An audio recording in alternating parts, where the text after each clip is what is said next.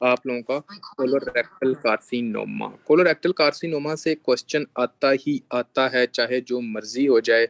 आप लोगों ने नोट कर लेना है, इसके सामने लिख लें कि ये आना ही आना है, ठीक होगा जब ये हम टॉपिक स्टार्ट करने लगे, कोलोरेक्टल कार्सिनोमा।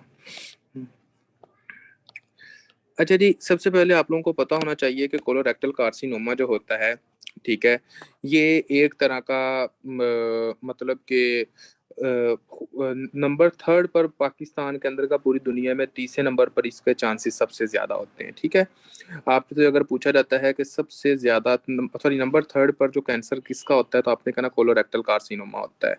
नंबर थर्ड पर अगर किसी बंदे को कर थर्ड मोस्ट कॉमन कैंसर जो होता है वो कौन सा होता है आपका, आपने कहना कोलोरेक्टल कार्सिनोमा होता है, कोलोरेक्टल कार्सिनोमा जी, ठीक है। ये आपने देखना है, एक मिनट, कार्सिनोमा जी। उसके बाद आप लोगों को पता होना चाहिए, जैसा कि ये हो गया कोलोरेक्टल कार्सिनोमा के, इसके बाद आपने जो अपने माइंड में रखना है वो ये है कि ये जनाब आपके कोलन और रेक्टम की एक तरह की इसकी एपिथेलियल से होता है। किधर से होता है? आपके कोलोरेक्टल है तो किधर से होगा? कोलन। आपने कहना कोलन प्लस आपके किधर से होगा? एक तरह का रेक्टम से। ये जो एपिथेलियल सेल्स होते हैं इधर से ये क्या होता है? एक तरह का अराइज होता है रीजन। अब क्या ये मेटास्टेटिक है या एक ही जगह पर रहता है? तो आपने कहना कि ये मेटास्टेटिक है, यानी कि ये जनाब आपका एक जगह पर नहीं फैल रहता बल्कि ये स्प्रेड करता है। तो आपने क्या कहना है? ये एक तरह की मलिग्नेंट ट्यूमर है। कौन सी ट्यूमर है आपकी? एक तरह की मलिग्नेंट ट्यूमर है, ठीक होगा। तो आपने ये देखना है कि हाँ जी जनाब ये आपकी मलिग्नेंट ट्यूमर है। तो सबसे पहले आप लोगों को पता होना चाहिए कि हाँ जी जनाब ये क्या होता है। आपने कहना है कि जनाब ये कोलोरेक्टल कार्सिनोमा जो होता है ये जनाब आपका नंबर थर्ड पर मोस्ट कॉमन कैंसर होता है। ये जनाब आपकी कोलन और रेक्टम से बनता होता है और ये मलिग्नेंट कैंसर होता है जो कि आगे फैल भी सकता है। इसके बाद इस वजह से इसको हम जो कि जनाब ये आपकी एपिथेलियल से होता है, इसका एक और नाम होता है जिसको हम कहते हैं अडीनो कार्सिनोमा। कोलोकार्सिनोमा को ये भी कहा जाता है कि अडीनो कार्सिनोमा, ठीक होगा। ये लिख लीजिएगा कि हाँ जी जनाब ये किसको क्या कहा जाता है? एक तरह का अडीनो कार्सिनोमा कहा जाता है। अब दूसरी बात आपने अपने माइंड में रखनी है जो कि ये कि इसके रिस्क फैक्टर्स क्या क्या होते हैं, ठीक हो गया, कि इसके रिस्क फैक्टर्स क्या हैं। बल्कि रिस्क फैक्टर से पहले आप साइट पर आ जाएं, साइट पर। ये लास्ट टाइम एमसीक्यूज मुझे भी आया हुआ था कि हाँ जी जनाब कोलोरेक्टल कार्सिनोमा की मोस्ट कॉमन साइट कौन सी होती है। आपको पता होना चाहिए कि मोस्ट कॉमन साइट जो होती है कोलोरेक्टल कार्सिनोमा की वो सिग्मोइड कोलन होती है। कौन सी होती है आपकी? Sigmoid colon. तो most common site of colorectal carcinoma, colorectal carcinoma, तो आपने क्या कहना? एक तरह का सिग्मोइड कोलन होती है, ठीक हो गया। तो आपने कहना सिग्मोइड कोलन होती है। ये जनाब आपकी मोस्ट कॉमन साइट होती है। उसके बाद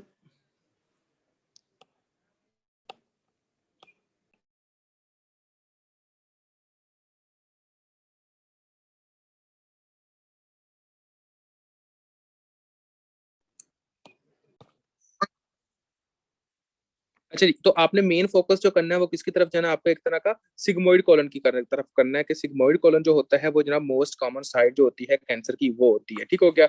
उसके बाद आपका कौन सा होता है? Descending colon. डिसेंडिंग कॉलन कितना करवाता है? Descending colon.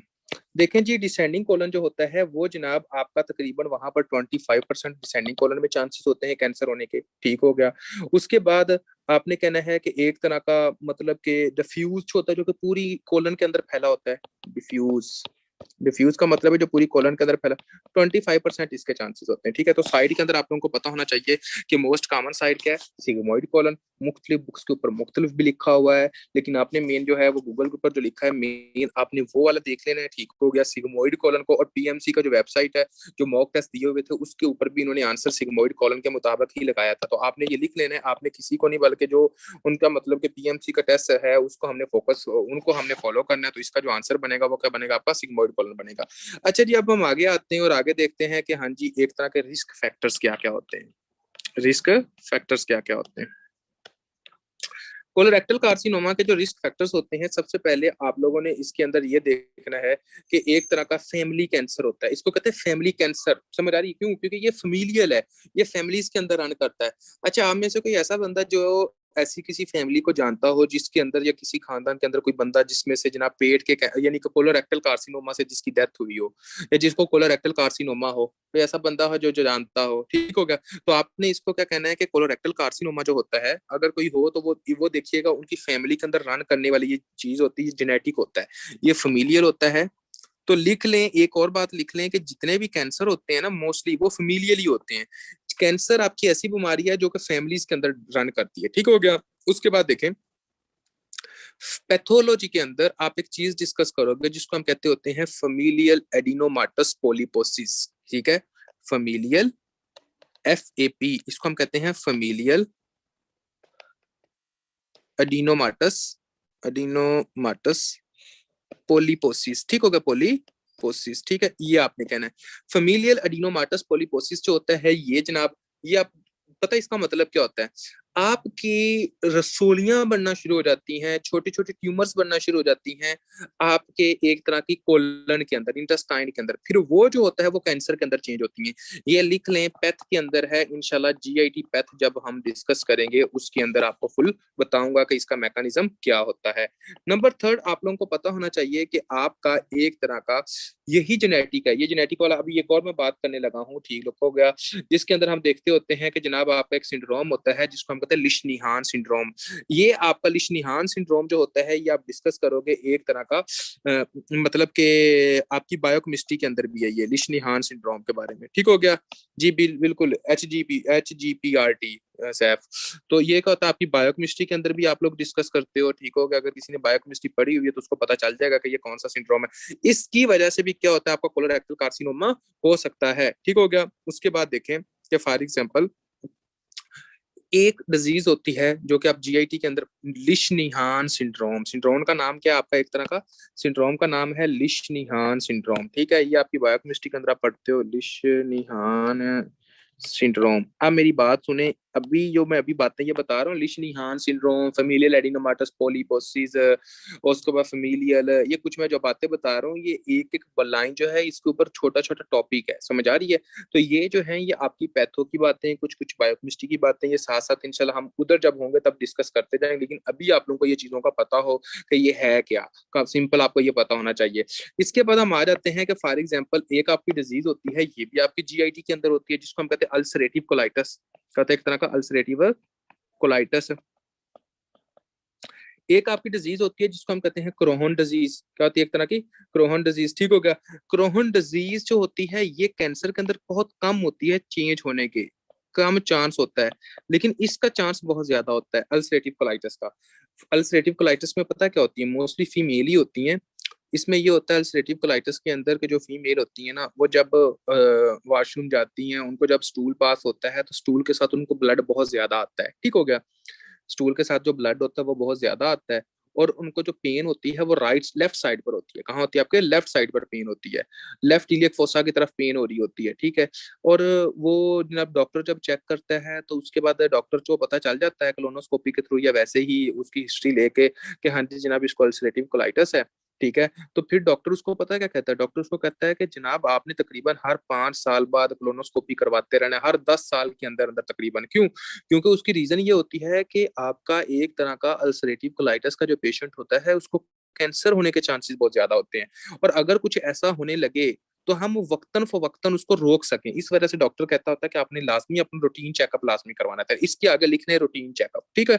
आगे आपको पता होना चाहिए कि इसको रूटीन चेकअप क्यों कहा जाता है, रूटीन चेकअप का कहते हैं इसको, ठीक है। वो आपने कहना है कि इसके अंदर होता है कि अल्सरेटिव कोलाइटिस के अंदर वैसे तो बहुत चीजें हैं, आप डिस्कस करते हो इन्फ्लेमेटरी बाउल डिजीज के अंदर, ठीक हो गया, अल्सरेटिव कोलाइटिस को उसके अंदर हम इंशाल्लाह फुल डिटेल के अंदर इसको देखेंगे कि ये है क्या। अब हम आ जाते हैं जनाब आपका एक तरह का कुछ डाइट के फैक्टर्स भी होते हैं जो कि आपके एक तरह के रिस्क फैक्टर्स बनाते होते हैं कोलोरेक्टल कार्सिनोमा के। क्या? फॉर एग्जाम्पल स्मोकिंग आपका एक तरह का, ये भी एक तरह का रिस्क फैक्टर है। उसके बाद जनाब एक तरह का बारबेक्यू जो आप लोग करते हो, ठीक हो गया, मतलब कि इसमें क्या होता है एक तरह का बारबेक्यू यानी कि नाइट्रेट्स इसमें होते हैं उसके बाद आपने कहना है अल्कोहल, उसके बाद रेड मीट, ये जो होते हैं ये भी जनाब आपके कुछ फैक्टर्स होते हैं जो कि जनाब इसका एक तरह का ये काज करते होते हैं। अच्छा जी, अब हम आ जाते हैं कि एक तरह के प्रोटेक्टिव फैक्टर्स क्या होते हैं, ठीक हो गया। प्रोटेक्टिव फैक्टर्स क्या होते हैं? एक बात अपने माइंड में लिख लें, एक वाहद कैंसर, एक सिंगल कैंसर जो कि जनाब आपके जिसके अंदर आपकी पेन किलर हेल्पफुल रहती है, वो कोलोरेक्टल कार्सिनोमा होता है। कोलोरेक्टल कार्सिनोमा के अंदर बंदे की जो एस्पिरिन होती है ना, जो कि आप सर दर्द के लिए भी इस्तेमाल करते होते हो, ठीक हो गया, जो कि जनाब आप एक तरह का ब्लड को थीन करने के लिए भी इस्तेमाल करते हो, तो ये आपकी बहुत ज्यादा हेल्पफुल होती है। तो ये आपको पता होना चाहिए कि आपकी कौन सी ऐसी मेडिसिन होती हैं जो कि कोलोरेक्टल कार्सिनोमा के अंदर हम दे सकते हैं। तो आपने कहना एस्पिरिन, ये एमसीक्यू आता होता है, ये जनाब प्रोटेक्टिव है। ऐसी कौन सी मेडिसिन है जो कि जनाब प्रोटेक्टिव है, ये एमसीक्यू आता है, तो आपने कहना एस्पिरिन जो होती है ये कोलोरेक्टल कार्सिनोमा के अंदर एक तरह की हेल्पफुल होती है। यानी कि क्या होती है, एक तरह की आपकी इसके ये क्यों हेल्पफुल होती हैं, ये फिर वही वाली बात है, आपकी पैथो का पार्ट है, कॉक्स रिसेप्टर्स के होते हैं, उसको ब्लॉक कर रही होती है, उसके साथ इसका सारा सीन होता है। ठीक है, अब हम आ जाते हैं फॉर एग्जाम्पल क्लिनिकल फीचर्स की तरफ, जिसमें से क्वेश्चन आता है। ये आगे जो बातें अभी मैंने सारी डिस्कस की थी ना, इसमें से इतना क्वेश्चन के चांसेस नहीं होते, होते हैं लेकिन बहुत कम चांसेस होते हैं। अभी जो बातें मैं डिस्कस करने लगा हूँ वो आपके एमसीक्यूज के चांसेस जिसमें सबसे ज्यादा होते हैं, अब हम वो डिस्कस करने लगे, क्योंकि इसमें से एमसीक्यूज आपके आते हैं जो कि आपका क्लिनिकल फीचर्स है। ठीक है, देखिए क्लिनिकल फीचर्स के अंदर आप लोगों को पता होना चाहिए कि एज जो होगी वो हमेशा 50 के अंदर ऊपर होगी। मैंने आपको जब भी ये कैंसर के बारे में बताया, मैंने ये कहा था कि मोर देन 90% जो आपके कैंसर होते हैं उनमें एज जो होती है वो ओल्ड एज ही होती है। ठीक हो गया, वो क्या होती है आपकी एक तरह की 50 से ऊपर ही होती है। तो आपने कहना कि जो ओल्ड एज होती है वो जनाब आपकी क्या होती है, एक तरह की 50 से ऊपर ऊपर की बात करनी है, तो एज जो होगी वो क्या होगी, एक तरह की मोर देन 50, 50 से ज्यादा होगी। ठीक है,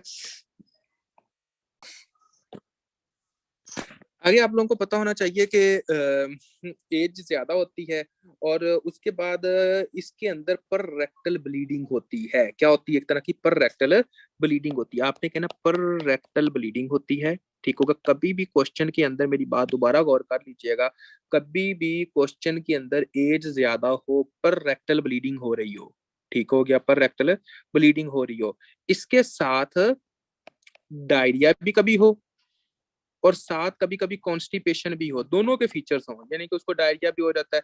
डायरिया और कॉन्स्टिपेशन कभी हो, इसका मतलब क्या, अल्टर्ड बावल हैबिट्स, इन दोनों को हम एक लाइन में लिखना चाहें तो हम लिखते होते हैं अल्टर्ड बाउल हैबिट्स, इन दोनों को हम इस तरह लिखते हैं। ठीक हो गया, मतलब कि जो आपकी बाउल हैबिट्स हैं वो अल्टर्ड है, कभी बंदे को कॉन्स्टिपेशन हो जाती है, कभी बंदे को डायरिया हो जाता है। ये लाइन आपका क्वेश्चन होता है, पर rectal bleeding with altered bowel habits, as more than 50 years old, आपने कहना कोलोरेक्टल कार्सिनोमा है। ठीक हो गया, मैं अभी दोबारा फिर मैं कह रहा हूँ, कभी भी क्वेश्चन के अंदर आ जाए कि उम्र 55 साल से ज्यादा है, कभी उसको कॉन्स्टिपेशन हो जाती है, कभी उसको डायरिया हो जाता है, पर रेक्टल उसको ब्लीडिंग हो रही है, तो आपने क्या कहना है कि उसको क्या एक तरह का मतलब के एक तरह का आपने कहना उसको कोलोरेक्टल कार्सिनोमा है। ठीक हो गया, अब हम आगे आते हैं, आगे क्या होता है देखें जी। ठीक है जी, अपेंडिसाइटिस साइंसदान दे पुत्रा एडी भी नहीं अपेंडिसाइटिस आ गई,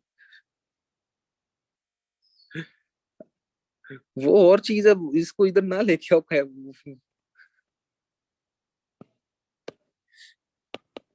कैंसर को तुम अपेंडिक्स के साथ लगा रहा हो, मुझे पता है तू नॉलेज का समंदर अपना जाहिर कर रहा है, दूसरों के ऊपर एफिशिएंसी झाड़ रहे क्यों, क्यों दूसरों को फील करवा रहा है कि उनको नहीं आता।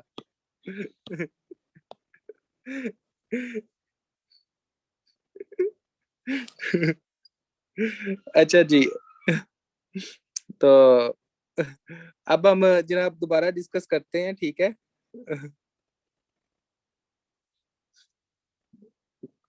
रेक्टल ब्लीडिंग, उसके बाद डायरिया, उसके बाद कॉन्स्टिपेशन और जो अल्टर्ड बाउल हैबिट्स हो जाए तो हम उसको क्या कहते होते हैं, ये जनाब आपका क्या होता है, आपने कहना है कि ये कैंसर की निशानी। एक और बात, वेट लॉस, ये तो आप सबको पता है कि वेट लॉस इसमें होगा, ठीक है, ये तो मेरे ख्याल में अब तक तो आप फीचर्स खुद भी लिख सकते हो।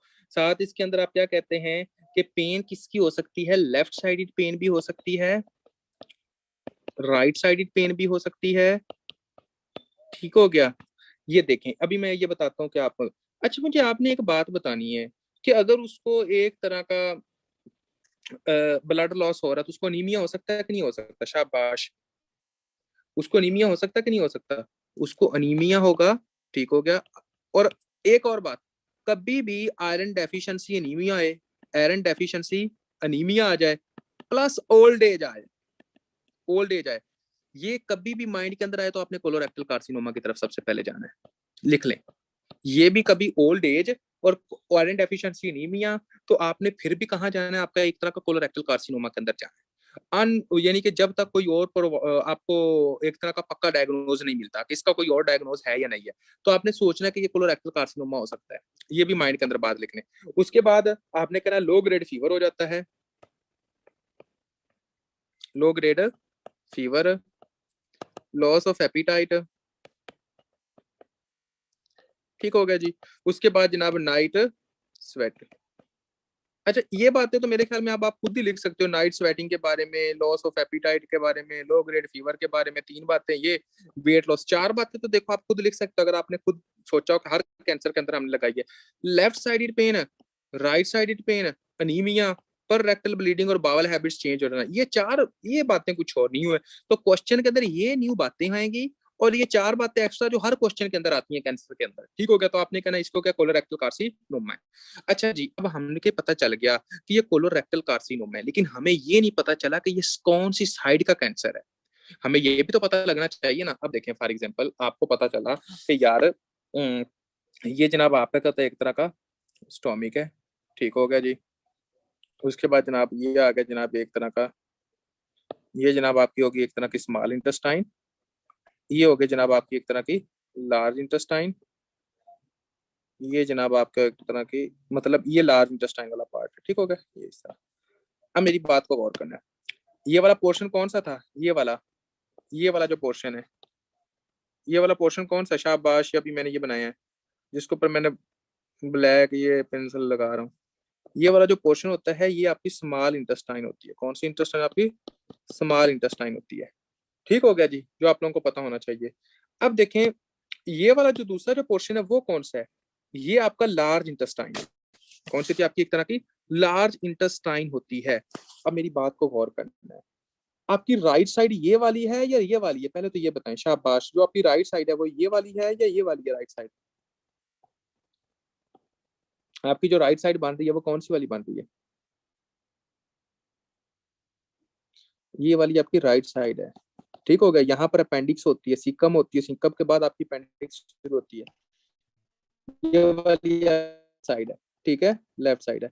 अब हमको सिर्फ और सिर्फ डिवीजन का पता, हम पता कैसे डिवाइड करते हैं, हम सिर्फ और सिर्फ एक तरह का हम इसको 2 पार्ट्स के अंदर डिवाइड कर देते हैं कैंसर को, कोलोरेक्टल कार्सिनोमा का, किस टाइप के ऊपर, राइट साइड कोलोरेक्टल कार्सिनोमा ये एक, और left side carcinoma colorectal carcinoma, ठीक हो गया।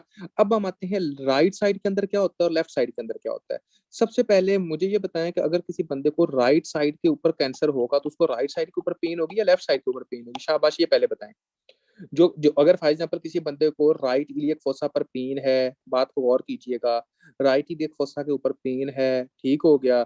उसके बाद उसको जनाब एक तरह का मतलब कि उसका वेट लॉस हो रहा है, उसको जनाब एक तरह का डायरिया भी है, ठीक हो गया। तो उसको आयरन डेफिशिएंसी एनीमिया भी है, ठीक हो गया। तो आपने क्या कहना है, आपने कहना है उसको राइट साइडेड कैंसर है, जो मैंने कैंसर के सारे बताए। अगर लेफ्ट साइडेड पेन है तो आपने कहना है लेफ्ट साइडेड कैंसर है। तो आपने कैंसर को कैसे डिवाइड करना है, राइट साइडेड और लेफ्ट साइडेड। कहना है कि इसको कौन सा है, एक तरह का राइट साइड और लेफ्ट साइड पर अगर पेन हो रही है तो आपने कहना लेफ्ट साइड कैंसर है। एक तो पेन डिफरेंशियल होगा, दूसरा कौन सा डिफरेंशियल होता है, दूसरा आपका जो डिफरेंशियल होता है कि राइट साइड अगर पेन हो ना तो इसमें कॉन्स्टिपेशन नहीं होती बंदे को, इसमें बंदे को डायरिया होता है, इसमें क्या होता है बंदे को डायरिया होता है, ठीक हो गया। लेकिन लेफ्ट साइड पेन होगी ना तो इसमें बंदे को ज्यादा कॉन्स्टिपेशन होती है और कभी कभी डायरिया होता है। तो आपने कहना है कि लेफ्ट साइड जो होगी ये जनाब आपकी बॉवल हैबिट्स जो होंगी वो अल्टरनेट करेंगी, किसमें होंगी आपकी एक तरह की अल्टरनेट, किसमें करेंगी आपकी एक तरह की left side, alternate bowel habits किसमें होगी, एक तरह की लेफ्ट साइड में होगी। अब इसके अंदर होता क्या लेफ्ट साइड में, आपने कहना है कि सबसे पहले यहाँ पर फॉर एग्जांपल आपका एक तरह का ये नेपकिन स्ट्रक्चर इसको कहते होते हैं, क्या कहते हैं, एक तरह का नेपकिन, ये आप डिस्कस करोगे, फिर मैं वही बात कर रहा हूँ पैथो के अंदर, बिल्कुल ठीक होगा। मुझे ये बताएं कि ये इस तरह के बाहर से बन जाते हैं और जिसको हम नेपकिन कहते हैं, तो जब ये स्टूल इधर से इधर आएगा तो स्टूल इजीली पास करेगा या इसके लिए ऑब्स्ट्रक्शन होगी, शाबाश, ये बताइए जी, इसमें ऑब्स्ट्रक्शन होगी कि नहीं होगी। लेकिन यहाँ पर किसी तरह का कोई नैपकिन लाइक स्ट्रक्चर नहीं बनते। जब यहाँ पर नैपकिन लाइक स्ट्रक्चर नहीं बनते तो डायरिया ही होगा। लेकिन यहाँ पर क्या होता है, एक तरह का नैपकिन लाइक स्ट्रक्चर बन जाता है। तो जब यहाँ पर नैपकिन लाइक स्ट्रक्चर बन जाता है तो यहाँ पर ये जो उबार उबार बने हुए हैं, जो आपके यहाँ पर उबार बने हुए हैं, तो मुझे अब आप लोगों ने थोड़ा सा सोच समझ के जवाब देना है। शाबाश। ये क्या करवाएगी, ये कॉन्स्टिपेशन करवाएगी या नहीं करवाएगी। ये वाली जो साइड होगी वो कॉन्स्टिपेशन करवाएगी। तो आपने कहना है कि लेफ्ट साइडेड जो होगा वो जनाब आपकी कॉन्स्टिपेशन करवाएगी। राइट साइडेड जो होगा वो जनाब आपका क्या करवाता होता है, एक तरह का मतलब कि आपने कहना है कि ये क्या करवाता है, एक तरह का डायरिया करवाता है। दूसरी मुझे बात, रेक्टम के पास कौन सी लेफ्ट साइड है या राइट साइड है, ये बताएं जी। जो आपकी रेक्टम है उसके पास कौन सी ये चीज है, आपकी लेफ्ट साइड है या राइट साइड है। जल्दी करें बताइए जी। हाँ जी, लेफ्ट साइड, सिंपल सी बात है। तो जब आपकी रेक्टम जो है वो उसके पास जनाब लेफ्ट साइड है, ये देखें ये वाली है, ठीक हो गया। तो कोलर रेक्टम मास आप किस में देख सकते हो, पर रेक्टल एग्जामिनेशन आप किस में आसानी से कर सकते हो, पर रेक्टल एग्जामिनेशन आप लेफ्ट में आसानी से कर सकते हो, ठीक होगा। राइट से तो इधर से घूम के फिर ये जनाब इधर से आके फिर यार जनाब आप इधर आओगे, ठीक हो गया।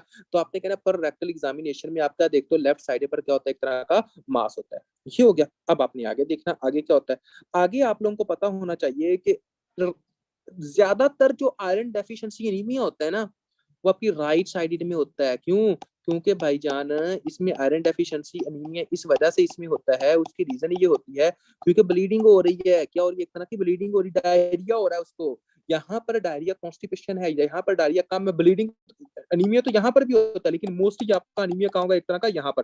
अब मैं राइट साइड के जो फीचर्स हैं वो अलग लिखने लगा हूँ, ठीक हो गया। सबसे पहले राइट और लेफ्ट यहाँ पर लिख लें, राइट साइडेड, उसके बाद लिख लें लेफ्ट साइडेड। राइट साइडेड के ऊपर आपने लिखना है pain right iliac fossa number 1। उसके बाद आपने क्या लिखना है, डायरिया लिखना है कि नहीं लिखना, डायरिया डायरिया। उसके बाद आपने लिखना है पर रेक्टल ब्लीडिंग। उसके बाद आपने लिखना है आयरन डेफिशिएंसी अनीमिया, ठीक है जी। उसके बाद आपने लिखना है कि मास भी होगा तो कहाँ होगा, राइट इलियक फोसा पर मास होगा, ठीक होगा जी, राइट इलियक फोसा मास। और वेट लॉस इसमें भी होगा, ठीक है। ये जनाब इसमें हम देखते हैं चीजें। लेफ्ट साइड में क्या होता है, लेफ्ट साइड में होता है अल्टर्ड बाउल हैबिट्स। क्यों, क्योंकि इसमें जनाब आपकी डायरिया भी होता है, कॉन्स्टिपेशन भी होती है। कॉन्स्टिपेशन ज्यादा होती है as compare to diarrhoea, plus आपका होता है एक तरह का डायरिया होता है। नंबर 2 आपने ये कहना है कि पर रेक्टल ब्लीडिंग होती है, पर रेक्टल ब्लीड होता है। उसके बाद आपने कहना है कि इसके अंदर क्या होता है, एक तरह का मास होता है। यानी कि आपने कहना रेक्टम के अंदर हम क्या देखते हैं, एक तरह का मास देखते हैं। और ये वाला जो लेफ्ट साइडेड होता है वो मोस्ट कॉमनली जो स्प्रेड कर सकता है वो लीवर तक मेटास्टाइज करता है। लीवर मेटास्टेसिस यानी कि वो कहाँ जाता है, आपके लीवर तक जाता है, ठीक हो गया। तो यहाँ तक किसी बच्चे का कोई क्वेश्चन है तो वो बंदा पूछ सकता है, वरना हम नेक्स्ट आगे कंटिन्यू करते हैं और आपको देखते हैं कि हाँ जी जनाब आगे क्या बात हो रही है, ठीक है जी। अभी तक अगर किसी बच्चे को माइंड में क्वेश्चन होगा तो बंदा पूछ सकता है। तो अभी मैं आप लोगों को एक बात बता दूं कि सबसे पहले राइट साइड में आपने क्या कहना है, आयरन डेफिशिएंसी एनीमिया होगा, वेट लॉस होगा, उसके बाद जनाब जीआईटी ब्लीडिंग होगी। तो वही सारी बातें जो है मैंने आप लोगों को बता दी। राइट इलियक फोसा पर पेन होगी। और अब हम आते हैं जनाब आपका एक तरह का मतलब कि इन्वेस्टिगेशन कैसे करते हैं। तो इन्वेस्टिगेशन कहते हैं जी, इन्वेस्टिगेशन इन्वेस्टिगेशन की तरफ आ जाएं जी। इन्वेस्टिगेशन के अंदर आप लोगों को पता होना चाहिए कि इसके अंदर हम सीबीसी करवाएंगे कि नहीं करवाएंगे। अच्छा जी, आप एक एक करके मुझे बताते जाइएगा, फिर मैं वो लिखता जाऊंगा। इसके अंदर हम सीबीसी करवा सकते हैं कि नहीं करवा सकते।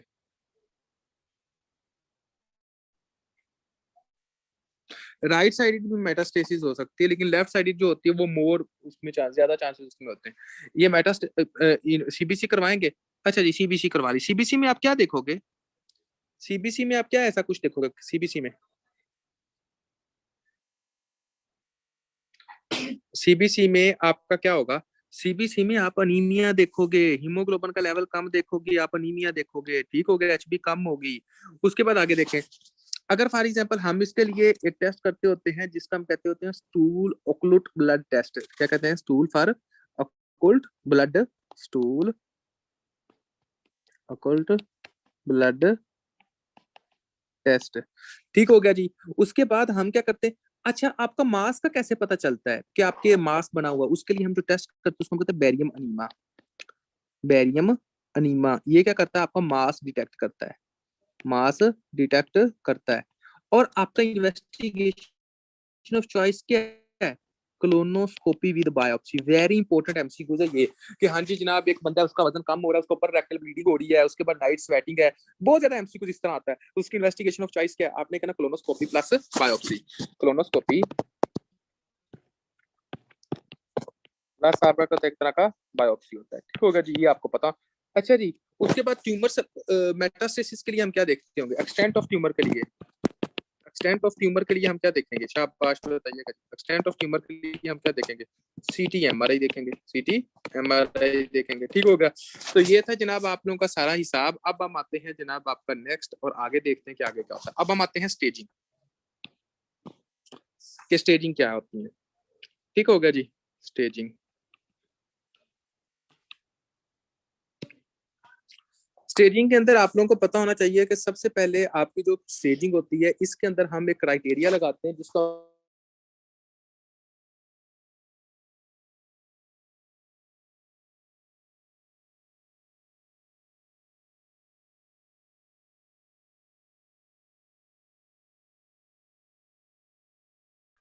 होगा। इसको हम इस तरह डिवाइड, क्राइटेरिया को डिवाइड करते हैं ए बी सी डी में, ए डी में। ठीक होगा। मतलब कि इसकी जो ग्रेडिंग होती है, जो स्टेजिंग होती है, वो ए बी सी डी में होती है। अगर तो मस्कुलारिस लेयर के नीचे है तो उसको हम कहते हैं ए, beneath the muscularis layer, beneath the muscularis layer. अगर तो मस्कुलारिस लेयर इन्वॉल्व नहीं हुई तो उसको हम क्या कहते हैं? एक तरह का ए स्टेज है। अगर थ्रू मस्कुलारिस है, मतलब कि अगर फॉर एग्जांपल आपकी मस्कुलारिस लेयर जो है वो आपकी इन्वॉल्व हो चुकी है तो आपने कहना है एक तरह का ये बी है। अगर for example regional lymph node involve हो गए हैं, इसको हम कहते हैं सी। रीजनल लेम्फ नोड इन्वॉल्व, इसको हम कहते हैं सी। अगर फॉर एग्जांपल डिस्टेंट मेटास्टेसिस है, इसको हम कहते हैं डी।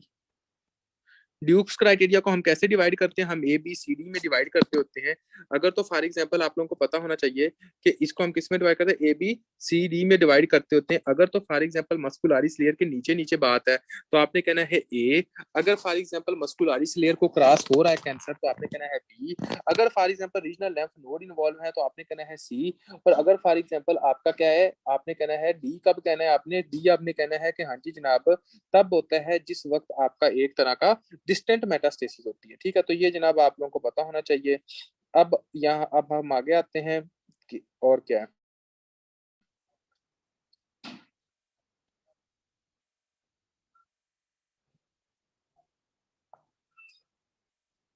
आगे आ जाओ जी, ट्रीटमेंट। ट्रीटमेंट में देख लेते हैं। सबसे पहले आप लोगों ने ये देखना है कि अगर तो फॉर एग्जांपल ठीक हो गया, आपको पता है कि यार एक तरह का ये आपका स्टोमिंग है, अगर फॉर एग्जांपल इस तरह हुआ, उसके बाद ये जनाब आपका इस तरह हुआ, उसके बाद ये जनाब आपका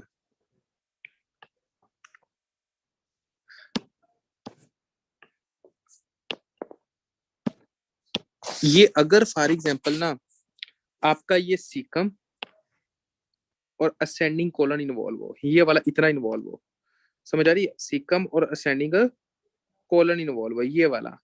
ठीक है, तो ये राइट साइड है या फिर आपकी एक तरह की लेफ्ट साइड है? चलो, ये आपकी राइट साइड है या लेफ्ट साइड है? ये आपकी राइट साइड है। तो आप क्या करते हो? आप राइट जो होती है, आपने क्या काम करनी होती है? राइट जो कोलन होती है उसको कट कर देना है। समझ आ रही है मेरी बात को? गौर करना है। अगर फॉर एग्जांपल आपने देखा कि राइट सीकम है या फिर असेंडिंग कॉलन है, ठीक हो गया, ये कैंसर के अंदर आपकी इन्वॉल्व हो चुकी, तो आपने पता क्या करना है? आपने ये काम करना है कि ये जनाब इधर से आपने कट मारना है। ठीक हो गया जी, इधर से इतना, ये जनाब आपने कट मारा, और ये जनाब इधर से इतना मारा। ठीक हो गया। ये निकाल कर आपने सारी इतनी कॉलन जो है उसको निकाल कर आपने साइड पर कर देना है। जब आपने ये कॉलन निकाल कर साइड पर रख दी तो पीछे क्या रह जाएगा? पीछे आपने ये करना है कि ये वाला हिस्सा जो इंटेस्टाइन का है, इसको आपने इधर से इस तरह जोड़ देना होता है। इस तरह जोड़ देना होता है, मतलब कि ये आपका नया रास्ता बन जाता है। इसको डायरेक्टली फिर आप इसके साथ जोड़ देते हो, समझे कि नहीं समझे? कोई ऐसा बच्चा जिसको समझ ना आई हो। फॉर एग्जाम्पल हम क्या करेंगे, हम इस तरह कर देंगे कि ये जनाब आपका रास्ता जो इधर से है इसको कट कर दिया, और ये जो बाकी बच जाएगी इसको जो नीचे वाला हिस्सा होगा इसके साथ जोड़ देंगे। ठीक हो गया जी। इसको हम कहते हैं राइट हेमीकोलेक्टोमी। अगर तो कोई बंदा पूछता है कि हाँ जी जनाब राइट हेमी, जी जी, ट्रांसवर्स कोलन को हम जी ट्रांसवर्स कोलन के साथ आपने जोड़ देना, बिल्कुल बिल्कुल। आपको पता है ये कौन सा कोलन है आपका, ट्रांसवर्स कोलन है। ठीक हो गया, तो आपने कहना है कि राइट ट्रांसवर्स कोलन के साथ आपने जोड़ देना। ठीक है, तो आपने कहना है राइट हेमीकोलेक्टोमी, राइट हेमीकोलेक्टोमी कर देनी। अब दूसरी तरफ आ जाए, अगर फॉर एग्जाम्पल किसी बंदे को ना ये डिसेंडिंग कोलन का कैंसर हो गया, ठीक हो गया, डिसेंडिंग कोलन हो गया या डिस्टल कोलन हो गया या ये ट्रांसवर्स कोलन हो गया, सॉरी सिग्मोइड कोलन हो गया, इसका कैंसर हो गया, इसके लिए हम जो करते होते हैं वो करते होते हैं एक तरह का आपका लेफ्ट हेमीकोलेक्टोमी, लेफ्ट हेमिकोल। इसके लिए फिर क्या करेंगे, सिंपल सी बात है, इसको इधर से कट किया, बाकी इधर से जनाब हम क्या करते होते हैं, एक चीज होती है, आप इंशाल्लाह सर्जन जब बनेंगे तो आपको पता चलेगा, उसको हम कहते हैं स्टोमा। इसके साथ एक बैग आप लगा देते हो, जो स्टूल जो होता है वो इस बैग के थ्रू फिर क्या होता है, बॉडी से एक्सक्रीट होता है। ठीक हो गया, मतलब कि इधर तक तो ये सारी चीज तो इंटेस्टाइन वैसे निकाल दी, तो पीछे क्या हुआ, ये इसका बैग जो लगाया और इस बैग के अंदर स्टूल आ रहा होता है। ठीक हो गया, इसको हम कहते हैं स्टोमा कहते होते हैं, इसको हम कहते हैं एक तरह का मतलब के लेफ्ट हेमिकोलेक्टोमी। अगर तो सिर्फ और सिर्फ आपका सिग्मोइड कोलन इन्वॉल्व है, अगर सिर्फ और सिर्फ आपका ये वाला कोलन इन्वॉल्व है, सिग्मोइड कोलन है, ठीक होगा, सिग्मोइड कोलन अगर आपका इन्वॉल्व है, तो फिर हम सिर्फ इसको कट करते हैं, इसको हम कहते हैं सिग्मोइड कोलेक्टोमी। क्या कहते हैं, एक तरह का सिग्मोइड कोलेक्टोमी। ठीक होगा, आपने ये कहना सिग्मोइड कोलेक्टोमी अगर आपका सिग्मोइड कोलन इन्वॉल्व होता है। अब हम आते हैं जनाब, अगर फॉर एग्जाम्पल आपका एक तरह का बहुत ज्यादा कैंसर फैल चुका है, यानी कि ये कैंसर आगे एक तरह का डी स्टेज के ऊपर है, वो हमने लिखा ना ABCD, यानी कि डिस्टेंट मेटास्टेसिस हो चुकी है। ठीक हो गया, अगर तो फॉर एग्जांपल आपकी डिस्टेंट मेटास्टेसिस हो चुकी है, तो फिर हमने उसको एक तरह के तरले ही करने हैं कि भाईजान जी ले जितनी जिंदगी जी सकते हो, अल्लाह अल्लाह मोहब्बत का नाम लो। ठीक हो गया, उसके बाद जनाब हम क्या करते होते हैं, एक तरह का पलिएटिव ट्रीटमेंट उसको कहते हैं,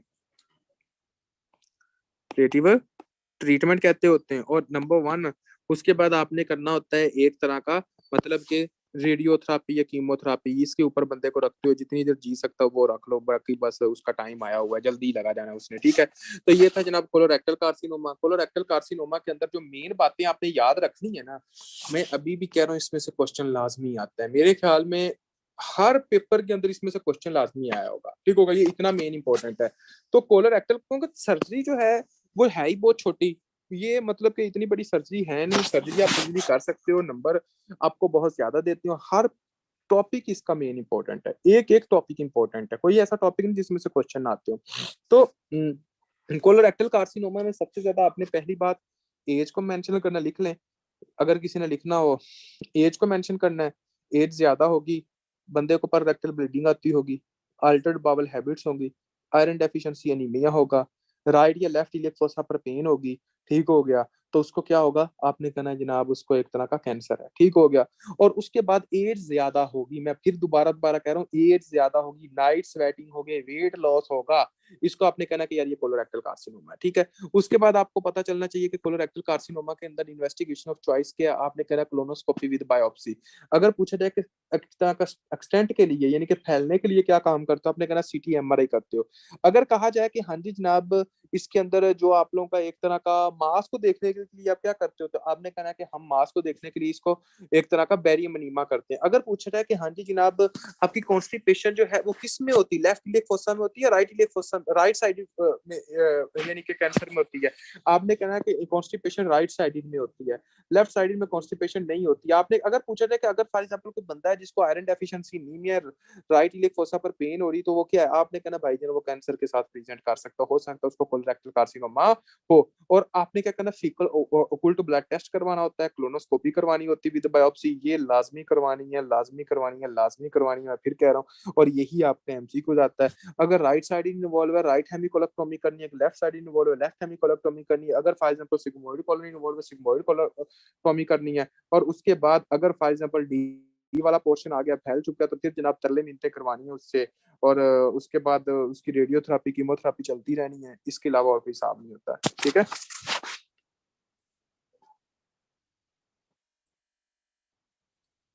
राइट साइड में कॉन्स्टिपेशन ज्यादा नहीं होती, ज्यादा उसमें डायरिया होता है। अब हम जो आपका नेक्स्ट टॉपिक डिस्कस करने लगे हैं वो है जनाब आपका एक तरह का ब्लैडर कार्सिनोमा।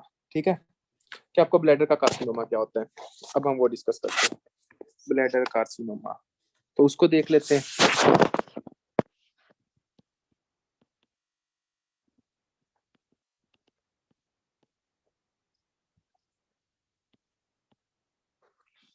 ब्लैडर कार्सिनोमा के अंदर आप लोगों को पता होना चाहिए कि ये जनाब आपका एक तरह का ब्लैडर का कैंसर होता है।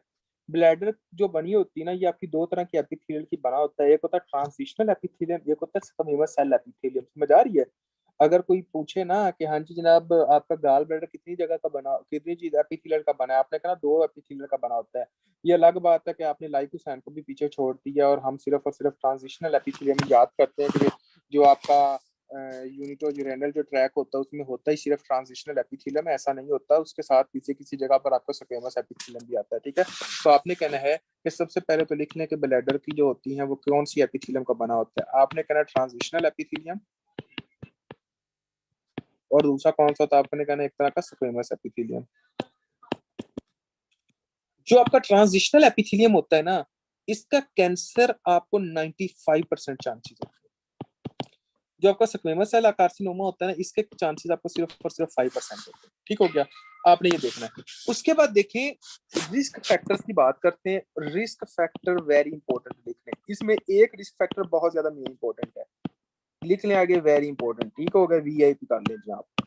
रिस्क फैक्टर के अंदर आपको पता होना चाहिए कि सबसे पहले कुछ होते हैं एक तरह के केमिकल कार्सिनोजिन्स जो कि जनाब ब्लैडर का कैंसर काज करवाते हैं। क्या लिखना आपने, एक तरह का केमिकल कार्सिनोजिन्स एक ये होते हैं।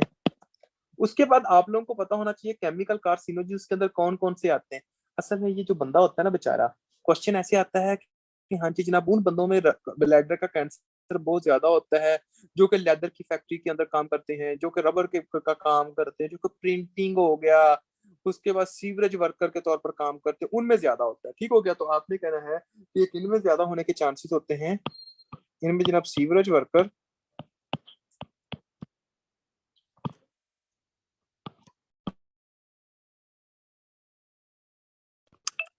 Sewerage worker. उसके बाद आप लोगों को पता होना चाहिए कि ये किन में ज्यादा होता है। ये जनाब आप लोगों का एक तरह का लेदर में जो काम करते हैं, ठीक हो गया, रबर रबर की फैक्ट्री में जो काम करते हैं, ये इनमें ज्यादा होता है। ठीक हो गया, और उधर से क्या चीजें निकलती हैं आपने कहना उनमें जनाब बेंजीडीन निकलता है, एरोमेटिक अमाइन भी निकलता है। बेंजीडीन, बेंजीडीन एरोमेटिक अमाइंस, ये जनाब निकलता होता है। ठीक होगा, ये जनाब आपको ब्लैडर का कैंसर काज करवाते हैं। उसके बाद दूसरा ये आपका वेरी वेरी इंपॉर्टेंट पॉइंट है, पैरासाइटिक इन्फेक्शन। ये एमसीक्यू बहुत बार आया है, पैरासाइटिक इन्फेक्शन। आपने कहना शिस्टोसोमियोसिस, समझ आ रही है? शिस्टोसोमा कह दें, शिस्टोसोमियोसिस कह दें, ये जनाब आपका पैरासाइटिक इन्फेक्शन है। ये बहुत बार पूछा जाता है, यानी कि आपने कहना है शिस्टोसोमा। ये आप लिखना, ये मेन ये है जिसके बारे में कह रहा था कि रिस्क फैक्टर इंपॉर्टेंट है। इसके साथ आपने कहना है कि हाँ जी जनाब जो कि जिसमें से लाजमी लाजमी आता, और अगर पूछा जाए कि शिस्टोसोमा कौन सा कैंसर करवाता है, तो आपने कहना स्क्वेमस सेल कार्सिनोमा करवाता है। लिख लें, स्क्वेमस सेल कार्सिनोमा करवाता है। ठीक हो गया, उसके बाद इसके अंदर रिस्क फैक्टर एक स्मोकिंग भी है, ये भी लिख पूछा जाता है, ये भी आपका एमसीक्यू है। अच्छा, रेनल के अंदर स्मोकिंग रिस्क फैक्टर होता है कि नहीं होता, बताइएगा जी। राइट, ठीक हो गया। तो ये कुछ पॉइंट्स होते हैं जो कि आप लोगों को पता होना चाहिए कि जो कि जनाब एक तरह के आपका ब्लैडर के कैंसर करवा सकते हैं। अब हम आते हैं जनाब इसके क्लिनिकल फीचर्स। क्लिनिकल फीचर्स, ये क्वेश्चन भी आता है और सेम टू सेम सिर्फ और सिर्फ क्लिनिकल फीचर से ही आता है। ये क्वेश्चन आपको इंशाल्लाह बहुत इजी लगेंगे, आप लोग इनको इजीली पिक भी कर लोगे। ठीक हो गया, तो अब हम देखते हैं कि फॉर एग्जांपल इसके अंदर और क्या होता है, और जो मेन आप लोगों ने डिस्कस करना है प्रोस्टेट कैंसर के अंदर क्लिनिकल फीचर्स होते हैं। और क्लिनिकल फीचर्स के अंदर ऐसी कौन सी बात होती है जो जिसको मैं कह रहा हूँ कि आप इजीली पिक कर सकते हो। अगर कभी भी आए कि पेन लेस कैंसर कौन सा होता है, पेन लेस हीमाचोरिया कौन सा होता है, कभी भी क्वेश्चन के अंदर किसी भी जगह पर आ जाए पेन लेस हीमाचोरिया, आंखें बंद करके आपने कहना है कि भाईजान है ये क्या है, आपने कहना है कि ये जनाब आपका प्रोस्टेट कैंसर है। अगर तब तक जब तक कोई और चीज आपको प्रूव नहीं हो जाती, ठीक हो गया, तो आपने कहना है क्लिनिकल फीचर्स के अंदर क्या होता है, एक तरह का क्लिनिकल फीचर्स के अंदर आपने कहना पेनलेस हीमोचूरिया, बहुत ज्यादा मेन इंपॉर्टेंट ये बात है, पेनलेस हीमोचूरिया।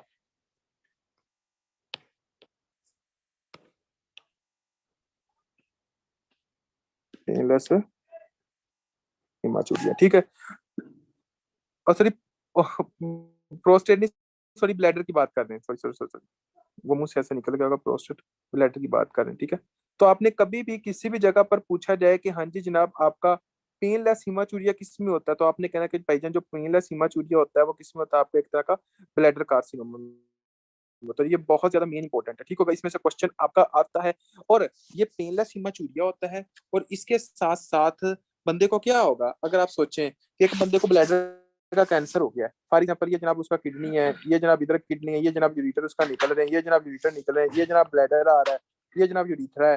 तो अब इसको ब्लैडर का कैंसर हो गया है, ठीक हो क्या, इसको क्या क्या मसला हो सकता है, इसको यूरिन करने में प्रॉब्लम नहीं होगी एक तरह की, मुझे ये बताएं, यूरिन करने में प्रॉब्लम होगी कि नहीं होगी, तो आपने लिखना voiding difficulties, voiding difficulty, simple सी बात, इस बेचारे से यूरिन ही सही तरह नहीं होगा। नंबर टू, एक मैंने बता दिया कि इसके अंदर यूरिन सही तरह नहीं होगा। अच्छा, ज्यादातर जब आपकी बॉडी के अंदर यूरिन रुकता है तो आपकी इन्फ्लेमेशन होती है कि नहीं होती। याद करें रेनल की पैथो के अंदर मैंने आप लोगों को एक टॉपिक पढ़ाया था जिसको मैंने कहा था सिस्टाइटस।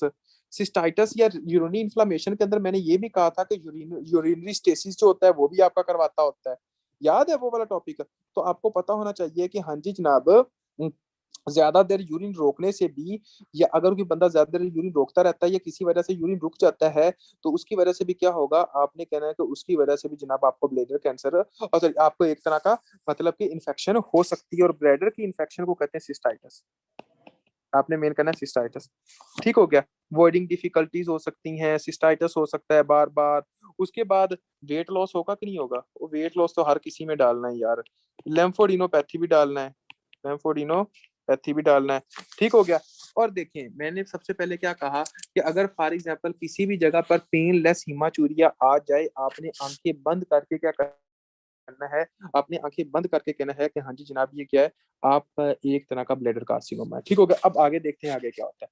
आगे आप लोगों को जो मेन है वो ये पता होना चाहिए कि वो ये पूछते हैं कि हाँ जी जनाब कौन से लेम्फ नोड इन्वॉल्व होते हैं इसके अंदर, ये भी आपका important MCQ है। आपने कहना इंटरनल इलियक लेम्फ नोड, कौन से लेम्फ नोड होते हैं आपके, इंटरनल इलियक लेम्फ नोड इसके अंदर इन्वॉल्व होते हैं, very important point, internal iliac lymph node, ठीक होगा, जो कि एमसीक्यूज आपका आता है। और दूसरी बात, सबसे पहले ब्लैडर का कैंसर कहाँ जाता है, सबसे पहले, ये आपका एमसीक्यूज है कि सबसे पहले ब्लैडर का कार्सिनोमा कहाँ पर स्प्रेड होता है, आपने कहना लंग्स के अंदर, इंपॉर्टेंट एमसीक्यूज, लंग्स के अंदर सबसे ज्यादा फैलता है, उसके बाद ब्रेन हो गया, उसके बाद बोन्स हो गई, उसके बाद लीवर हो गया, इनके अंदर फैलता है, ठीक होगा। तो ये आपने कहना है कि बाकी जो होता है वो आपका इधर फैल सकता है। अभी तक जो मैंने बातें की, मैंने ये कहा कि फॉर एग्जांपल जो बंदा होता है ब्लैडर कार्सिनोमा का, उसको पेनलेस हीमाचूरिया, क्वेश्चन के अंदर ये लाजमी स्टेटमेंट लिखी होगी, पेनलेस हीमाचूरिया लाजमी। उसके बाद उसको बार बार इन्फेक्शन होगी, उसको पेशाब करने में मसला होगा यार, और उसके बाद क्या होगा, ये ऑब्स्ट्रक्शन हुई पड़ी है, ये जनाब ऊपर जाएगा फ्लो के थ्रू, यानी कि यूरिन वापस जाएगा, जब यूरिन वापस जाएगा तो इसकी वजह से जनाब आपको किडनी की इन्फेक्शन भी हो सकती है, जिसको हम कहते हैं एक तरह का पाइलोनेफ्राइटिस। जब आपकी किडनी की इन्फ्लेमेशन हो जाए, पाइलोनेफ्राइटिस हो सकती है, ठीक हो गया। और उसके बाद फ्लो जो फ्लूइड है वो जनाब आपकी किडनी के अंदर इकट्ठा भी हो सकता है, जिसको हम कहते हैं इसके गुर्दों में पानी, सॉरी इसके जो है गुर्दों के अंदर पानी पड़ गया है, ठीक हो गया, और उसको हम कहते हैं हाइड्रोनेफ्रोसिस, इसकी वजह से हाइड्रोनेफ्रोसिस भी हो सकता है, ठीक हो गया जी। हाइड्रोनेफ्रोसिस क्यों, क्योंकि फ्लू यहाँ पर ऑब्स्ट्रक्शन है तो फ्लूइड आगे पीछे जाएगा ना, यूरिन जो होगा वो पीछे जाएगा, इसकी वजह से पाइलोनेफ्रोसिस हो सकता है, हाइड्रोनेफ्रोसिस हो सकता है। ये बातें आपको पता होनी चाहिए। इंटरनल इलियक लिम्फ नोड होता है आपका इन्वॉल्व, मोस्ट कॉमन जो आपका आर्गन इन्वॉल्व होता है वो लंग्स होते हैं, ब्रेन भी होती है, बोन भी होता है, लीवर भी हो सकता है, ठीक है, बाकी ये चीजें भी होती है। अब हम आते हैं आगे, और आगे देखते हैं इन्वेस्टिगेशन में क्या करते हैं। इन्वेस्टिगेशन के अंदर हम सबसे पहले जो करते हैं वो आप, अच्छा आप यूरिन कल्चर लोगे कि नहीं लोगे, यूरिन कल्चर लोगे कि नहीं लोगे, बताएं। यूरिन कल्चर, भाईजान सिंपल सी बात है, यूरिन कल्चर लोगे, ठीक हो गया। यूरिन कल्चर एग्जामिनेशन करोगे तो उसके अंदर क्या आएगा, आपका रेड ब्लड सेल्स आएंगे, और जब आपके रेड ब्लड सेल्स आते हैं तो उसके अंदर क्या होता है, आपने कहना है रेड ब्लड सेल्स आने के साथ उसको हम हीमाचूरिया कहते हैं। अब देखें, आप सीबीसी करोगे कि नहीं करोगे? ओ भाईजान सीबीसी भी करेंगे। सीबीसी में क्या मिलेगा दसते हैं? हाँ जी, सीबीसी में आपको क्या मिलेगा बताइएगा? Anaemia, very good. अनीमिया के अलावा कोई और चीज मिल सकती है?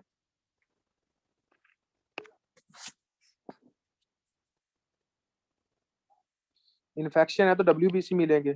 वेरी गुड, क्योंकि इन्फेक्शन शो हुई हुई है। और उसके बाद क्या मिलता है, आपने कहना है कि इसके लिए हम एक तरह का फिलिंग टेस्ट देखने के लिए, आपका वॉइडिंग हो रही है कि सही नहीं हो रही, ब्लैडर सही तरह क्यों नहीं हो रहा, समझ आ रही है? इसके लिए हम जो टेस्ट करते हैं इसको हम कहते हैं रेट्रोग्रेड यूरोग्राफी। जो टेस्ट करते हैं रेट्रोग्रेड यूरोग्राफी। ठीक हो गया जी।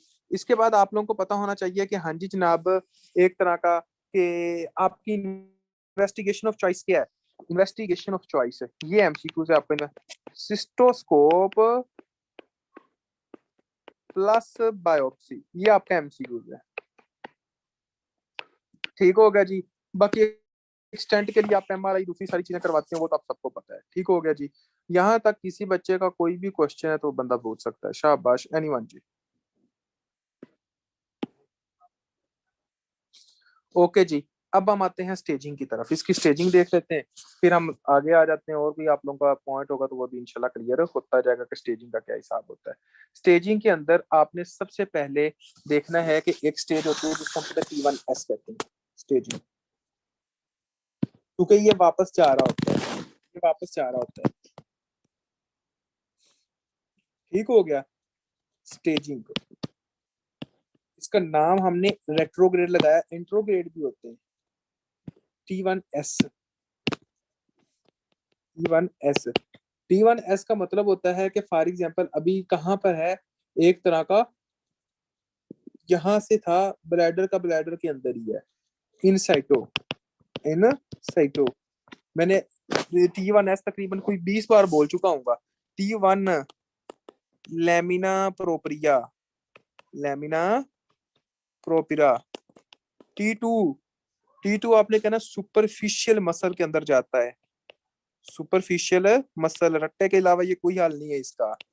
T3, T3 होता है deep muscle, deep muscle. T4 beyond bladder, यानी कि ये ब्लैडर से बाहर निकल चुका है भाईजान। ठीक हो गया जी। अब हम आते हैं ट्रीटमेंट की तरफ। ये आपने स्टेजिंग इसकी याद कर लेनी है, इसको रट्टा लगना और इसका कोई हिसाब नहीं है। स्टेजिंग, स्टेजिंग के अलावा आप आते हैं कि फॉर एग्जाम्पल हम ट्रीटमेंट, जो हम ट्रीटमेंट करते होते हैं ना, वो हम इस तरह करते हैं कि ये जनाब आपका एक तरह का T1S और T1 का प्लस T1 का, इसके लिए हम जो एक तरह का जो ट्रीटमेंट करते होते हैं वो होता है एक तरह का साइटोस्कोपी करते हैं।